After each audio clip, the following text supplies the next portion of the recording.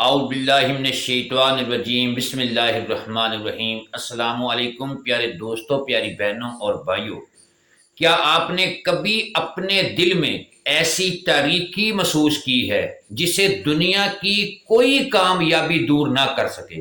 باہر سے زندگی بالکل ٹھیک نظر آتی ہے، لوگ آپ کو کامیاب سمجھتے ہیں، گھر میں سہولتیں موجود ہوں، موبائل میں سینکڑوں رابطے ہوں، لیکن جب انسان رات کے سناٹے میں اپنے دل کے ساتھ اکیلا بیٹھے تو اندر سے ایک عجیب سی بے چینی اٹھے، ایسا لگے جیسے کچھ کمی ضرور ہے۔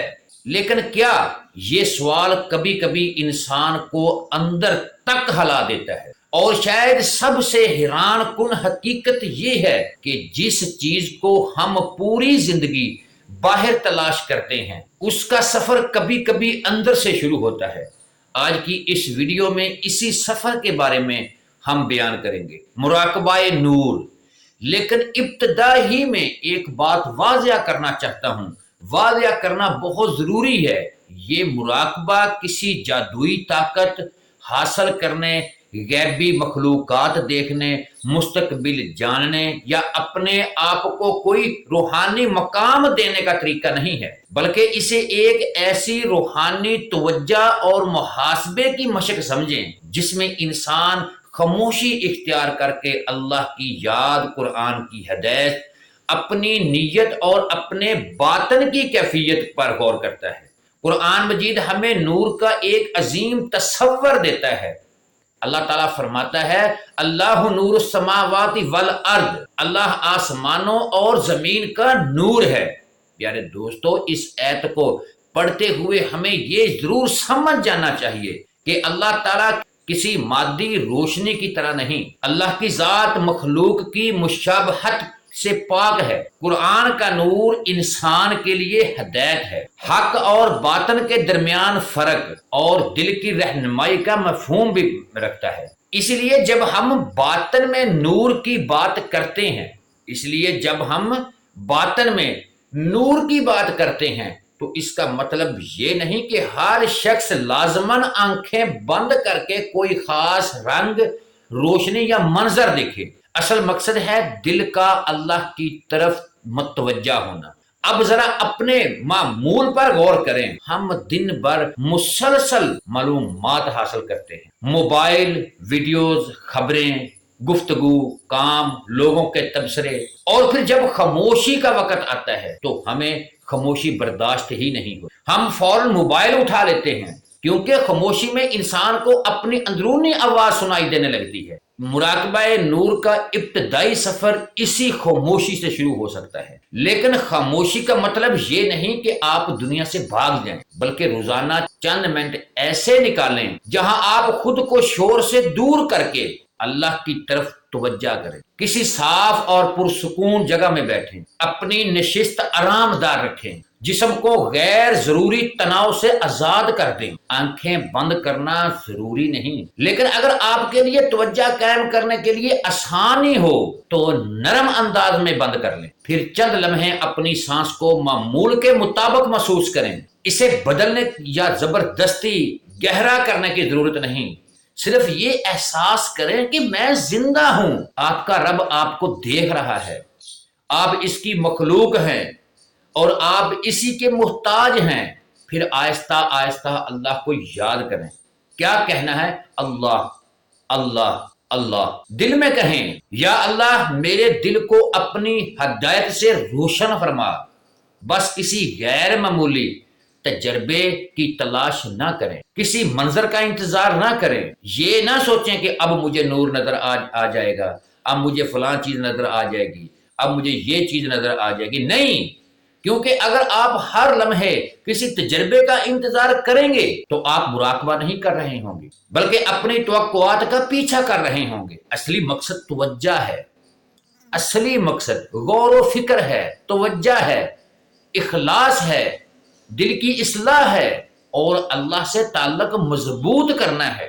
آج کے پہلے سبق کو صرف اتنا رکھیں، خاموشی سے نہ ڈرو، خاموشی سے بھاگو نہیں، خاموشی ہی ہمارا پہلا سبق ہے۔ اپنے دل کے ساتھ بیٹھنا سیکھیں، اپنے رب کو یاد کرنا سیکھیں اور اپنے اندر پیدا ہونے والے خیالات کو دیکھ کر فوراً اس کے پیچھے نہ بھاگیں۔ کبھی خیال آئے گا کہ کام باقی ہے، کبھی کوئی پرانی باتیں یاد آئیں گی، کبھی غصہ آئے گا، کبھی مستقبل کا فکر ہوگا۔ یہ سب ہونا ایک فطری ہے۔ آپ صرف نرمی سے اپنی توجہ واپس اللہ کی یاد کی طرف لے آئیں۔ یہی مبتدی کے لیے پہلا قدم ہے، اور شاید یہی وہ مقام ہے جہاں سے باطن کی ایک نئی تربیت شروع ہوتی ہے۔ پیارے دوستو، لیکن اگلے مرحلے میں ایک حیران کن سوال سامنے آتا ہے کہ اگر آنکھیں بند کرنے کے بعد بھی دل کے اندر شور ختم نہ ہو تو کیا کیا جائے؟ کیا مراقبہ صرف خاموش بیٹھنے کا نام ہے، یا اس کے پیچھے ایک باقاعدہ تربیتی طریقہ بھی ہے؟ پیارے دوست، اگر آپ آج سے پہلے دل کی اصلاح کے لیے چند منٹ نکالنے کا ارادہ رکھتے ہیں تو کمنٹ میں ضرور لکھیں، یا اللہ میرے دل کو ہدایت کے نور سے روشن فرما۔ اور ایسی مزید اسلامی روحانی مائی ویڈیوز دیکھنے کے لیے ہمارا چینل انمول کلام ضرور سبسکرائب کر لیں۔ ہماری دعا ہے، اے اللہ ہمارے دلوں کی غفلت کو دور فرما، ہمیں اپنی یاد کی لذت عطا فرما، آمین۔ پیارے دوستو، مراقبہ شروع کرنے سے پہلے اپنے دل کو تیار کریں۔ اکثر لوگ مراقبہ شروع کرتے ہیں آنکھیں بند کر کے کسی غیر معمولی روشنی کا انتظار کرنے لگ جاتے ہیں، لیکن اصلی راز شاید اس کے بالکل برعکس ہے۔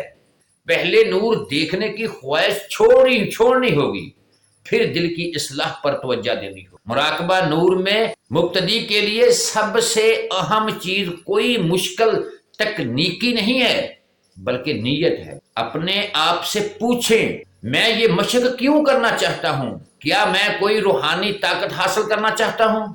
کیا میں دوسروں سے خود کو افضل سمجھنا چاہتا ہوں؟ کیا میں کوئی غائبی منظر دیکھنا چاہتا ہوں، یا واقعی میں اللہ کی یاد، دل کے سکون اور اپنی اصلاح کی تلاش میں ہوں؟ یہ سوال بہت اہم ہے، کیونکہ ایک ہی عمل مختلف نیتوں کے ساتھ مختلف سمت اختیار کر سکتا ہے۔ اگر انسان روحانی مشق کو اپنی بڑائی کا ذریعہ بنا لے تو وہ اپنے نفس کو کم کرنے کی بجائے مزید بڑھا سکتا ہے۔ اس لیے ابتدا میں ایک سادہ نیت رکھیں، یا اللہ میں اپنی توجہ تیرے ذکر کی طرف لانے، اپنے دل کو سنوارنے اور اپنی اصلاح کے لیے بیٹھا ہوں۔ مجھے حق دکھا اور مجھے نفس کے دھوکے سے بچا۔ اب جگہ کا انتخاب کریں۔ ضروری نہیں کہ کوئی خاص غار، پہاڑ یا مخصوص کمرہ ہو۔ گھر کا ایک پرسکون کونا ہی کافی ہے۔ موبائل کو خاموش کر دیں، اگر ممکن ہو تو چند منٹ کے لیے غیر ضروری اصلاحات بند کریں، کیونکہ اگر ہر 30 سیکنڈ بعد موبائل روشن ہوگا تو دل کے اندر کی توجہ باہر کھینچتی آئے گی۔ ابتدا میں صرف 5 سے 10 منٹ کافی ہیں، بہت زیادہ وقت سے شروع کرنا ضروری نہیں۔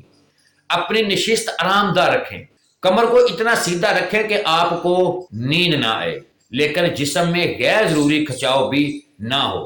اب اپنی سانس پر توجہ دیں، سانس کو قابو کرنے کی کوشش نہ کریں، بس اسے محسوس کریں۔ سانس اندر آ رہی ہے، پھر باہر جا رہی ہے، اور آپ زندہ ہیں۔ یہ احساس شکر پیدا کر سکتا ہے۔ پھر آہستہ آہستہ دل میں اللہ کو یاد کریں، اللہ اللہ۔ اگر آپ کے لیے مناسب ہو تو مسنون اذکار یا استغفار پڑھ سکتے ہیں، مثلا استغفر اللہ۔ لیکن یہاں ایک اصول یاد رکھیں، ذکر کو صرف الفاظ کی تیزی نہ بنائیں، معنی کی طرف بھی توجہ کریں۔ جب آپ استغفر اللہ کہتے ہیں تو دل میں یہ احساس پیدا ہوتا ہے، یا اللہ میں اپنی کمزوریوں کا اعتراف کرتا ہوں اور تیری مغفرت چاہتا ہوں۔ ہر چند لمحے خاموش رہیں، خیالات آئیں گے، انہیں دشمن نہ سمجھیں، ان سے لڑنے کی ضرورت نہیں۔ اگر کوئی خیال آئے مجھے کل یہ کام کرنا ہے، مثال کے طور پہ مجھے کل کام کرنا ہے، آپ اس خیال کو بعد میں دیکھیں گے اور توجہ واپس ذکر کی طرف لے آئیں۔ اگر ماضی کی کوئی تکلیف یاد آ جائے تو اسے دبانے کی بجائے اللہ کے سامنے رکھیں، یا اللہ تو میرے دل کی حالت جانتا ہے، یہ مراقبہ کو خود شناسی اور دعا کے قریب لے آتا ہے، لیکن یہاں ایک خطرہ بھی ہے۔ کچھ لوگ ہر ذہنی تصور کو روحانی اشارہ سمجھ لیتے ہیں۔ آنکھیں بند کی، کوئی رنگ نظر آیا، فوراً سوچا مجھے کوئی خاص نور دکھائی دے رہا ہے۔ ایسا ضروری نہیں۔ آنکھیں بند کرنے پر روشنی کا احساس رنگ یا تصویری کیفیت جسمانی اور ذہنی عوامل کی وجہ سے بھی ہو سکتی ہے، اس لیے ان چیزوں کے پیچھے نہ بھاگیں۔ اصلی معیار یہ نہیں کہ آپ نے کیا دیکھا، اصلی معیار یہ ہے کہ آپ کی زندگی میں کیا بدلا، کیا نماز بہتر ہوئی، کیا زبان نرم ہوئی، کیا غصہ کم ہوا، کیا گناہ سے بچنے کی فکر پڑی، کیا لوگوں کے حقوق کا احساس پیدا ہوا، کیا دل میں اللہ کی یاد بڑھی۔